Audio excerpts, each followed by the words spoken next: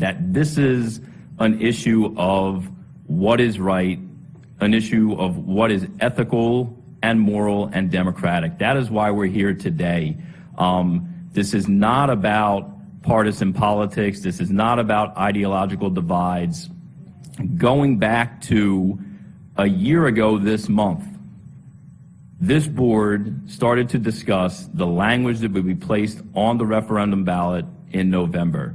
Not only did you all discuss in a public setting a group of elected officials with input from residents exercising their rights to speak and advocate for the position they believe was right, not only did you discuss that in the month of May and have a robust debate that led to different opinions, that led to you seeking additional research because you wanted to be as clear as possible that what path you took forward was the legally right path, whatever it may be.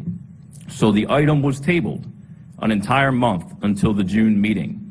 And when you all came back at the June meeting, again, a group of elected officials discussed and deliberated in a public meeting, had input from residents who had different opinions, both sides of this issue, and ultimately at the end, with that additional research and due diligence on your part, you made a decision how to word the ballot. You took a vote. It was a lawful vote by this board what to put on that ballot.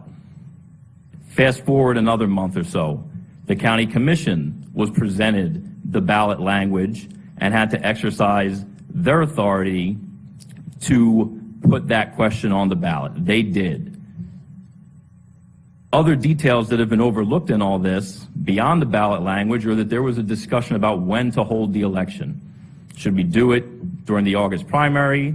Should we do it during the November general election? It was ultimately decided to do it in November, and a large part of the justification for that decision was to put it to a vote by the largest possible number of voters. Everybody knows that turnout says it's highest in November. I will deal with that. So again, the decision was to put it on November ballot. Mind you, now looking back, the November election was the highest voter turnout of a midterm election in the state of Florida ever. So we had more people voting on this question than any midterm election ever in the history of this state. The most democratic and open possible election we could have chosen.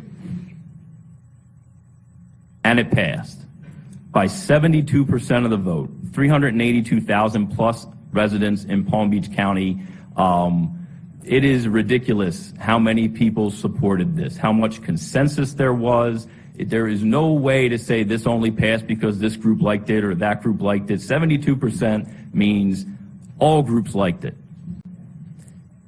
Now here we are at the legislative session, and inexplicably, on the tail end of all these democratic processes that were done in accordance with the law, in public and with the input of anyone who saw fit to comment, to exercise their vote, an undemocratic act is took place in the Florida House of Representatives in the form of House Bill 7123. It only takes one undemocratic act to undo dozens or hundreds or thousands of moral and ethical and democratic law-abiding decisions by our government. And that is what's happening right now. Nobody is even fighting with the legislature about the fact that there is a decision being made to change this rule moving forward. Whether you agree or disagree with it, rational people have accepted that if a majority votes for it and the governor signs for it, moving forward, that will be the law of the land. The issue I take, the issue I think all of you take, and the issue that hundreds of thousands of voters in Palm Beach County should take is that a legislative body that is upset with an election outcome cannot legislate it out of existence. But I cannot remember a point in my lifetime where an election transpired, something won. Naturally, there are people happy and unhappy about it. There are winners and losers in government. That's how this system works. But when you win, you expect what you voted for to be carried out. When you lose, You wait till the next election cycle and you fight and you try to win the next time. You do not and you cannot abuse your power as elected officials to reverse the outcomes of lawful democratic processes. It is not even about this referendum anymore. It is not about charters and non-charters. That a majority coalition in the legislature, any legislature at any level of government, can say, we don't like what the voters decided in an election, let's change that right now. Like I said, to me, as an employee of this district, as a government teacher my entire career, this goes against everything I ever taught my students. This goes against every standard that I ever developed my curriculum.